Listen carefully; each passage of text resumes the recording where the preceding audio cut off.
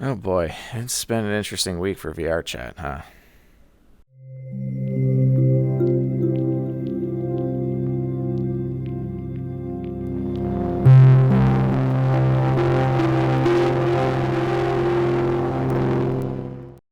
I just want to start out by saying that I love the VRChat community.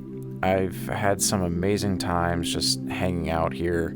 I've made so many friends through this platform that I don't think I ever would have met otherwise. Not to mention, it's been the springboard for me completely changing my perspective on what it is that I want to do with my life. I never would have gotten into avatar creation and 3D art if it wasn't for VRChat. And that's why their recent update, their response to the backlash, and the way they've gone about this whole situation hurts so much. And at this point, my faith and trust in the VRChat team is lower than it's ever been. So let's recap. Last week, VRChat made this announcement. What it boils down to is this. As a security measure, VRChat has been outfitted with Easy Anti-Cheat, or EAC. You may recognize this from other games like Apex Legends, Fortnite, and even Halo the Master Chief Collection. Their reasoning for this is that mod clients are a risk to the security for their platform, as well as a source of constant bug reports and other issues for the team. They also claim that this would stop crashers, rippers, harassment and stalking, and other malicious actors on their platform. Let's break this down a bit. Yes, malicious actors are a pain to deal with. While taking away client mods might be able to stop a small portion of them, what VRChat fails to realize, or at the very least acknowledge, is that a large majority of these issues they claim will be stopped by EAC don't even require the use of modded clients. Let's use Crasher avatars as an example. Crashers are simply avatars with shaders or particles that cause other users' games to crash that are uploaded through Unity using the VRC SDK. There are no mods at play here. On another note, the people behind one of the Ripper Discord servers have already said that this update effectively changes nothing for them. The only impact it has is on a simple mod that makes their work just a little bit easier. Within hours of the announcement, the VRC community was in flames.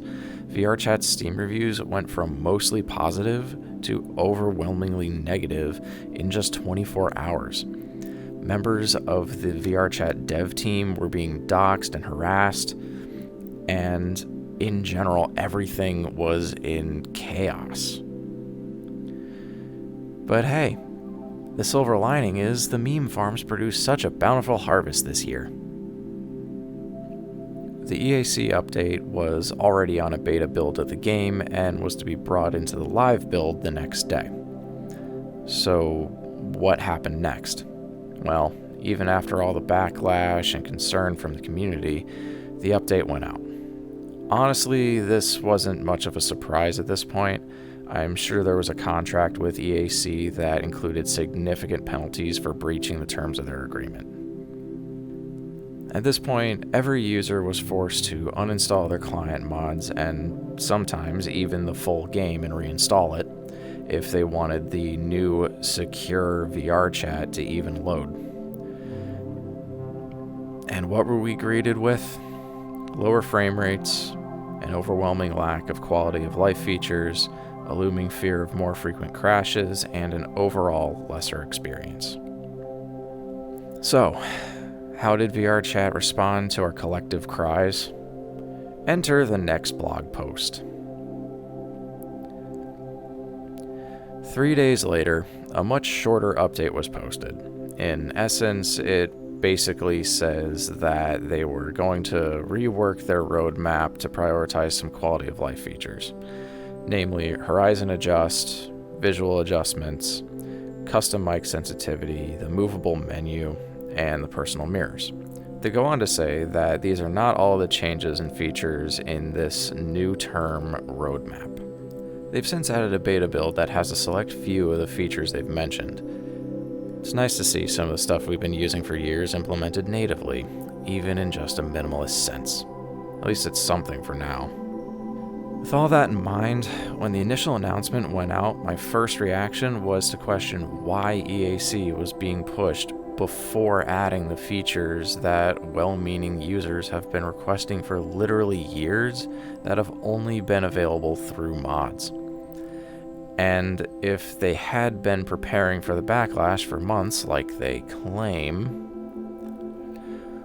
why wasn't this made a priority, or at the very least announced beforehand to soften the blow? Why is this the case? Especially when the VRChat team has built somewhat of a reputation for being slow or outright negligent when it comes to feature implementation and keeping the community informed until the very last second. Unless they didn't.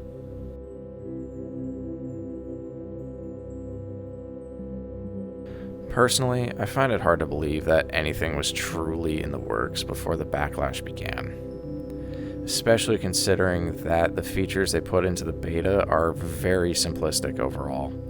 They chose the easiest things to throw together in an attempt to placate users long enough to come up with an actual solution to the problem they just created. Let me ask you this. Why should VRChat have the community's best interest in mind when they have investors to answer to? Investors that couldn't care less for what the users actually want out of the game. An unsecure platform that more or less relies on third-party mods to function isn't appealing to large-scale investors. So what's the quickest and easiest way to make sure you're not upsetting the people that keep your lights on and servers running? Yup. I have no doubt that the reasoning they gave for EAC has some semblance of truth behind it, but when you take a step back, it's hard not to see a bit bigger of a picture. The way I see it, VRChat has handed the reins over to corporate control, and there's no going back at this point.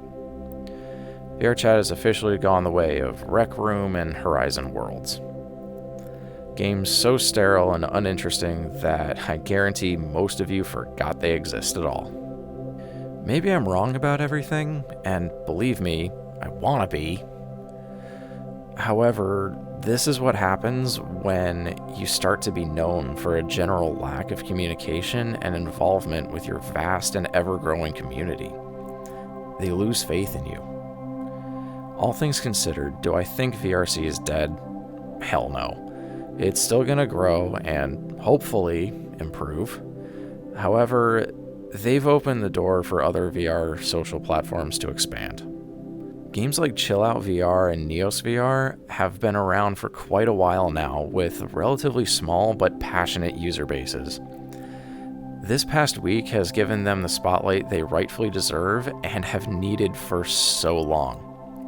Hell, as the VRChat fire was raging, Chill Out managed to grow in peak players nearly 2,000% from an average of 6 to 10 active users to nearly 1,200, with over 10,000 new accounts being created within the first day of the EAC update.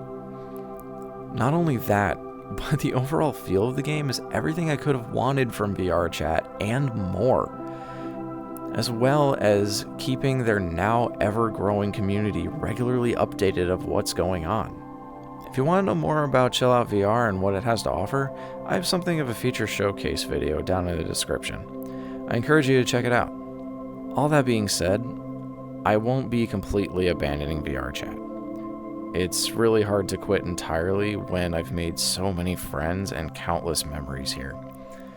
I will, however, be spending more of my time and energy elsewhere, especially when it's so easy to port over my avatar work to a very similar platform with more to offer. I guess we'll see what happens when the smoke clears and the dust settles.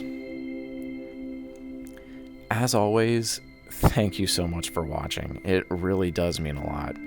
If you enjoyed this video, please check out some of my other stuff. And if you want to hang out with me live, I stream over on Twitch every Monday, Wednesday, and Friday. I put out announcements on my Discord server and my Twitter whenever I go live, so keep an eye out there. That's it for now, but until next time, take care. Bye, everybody.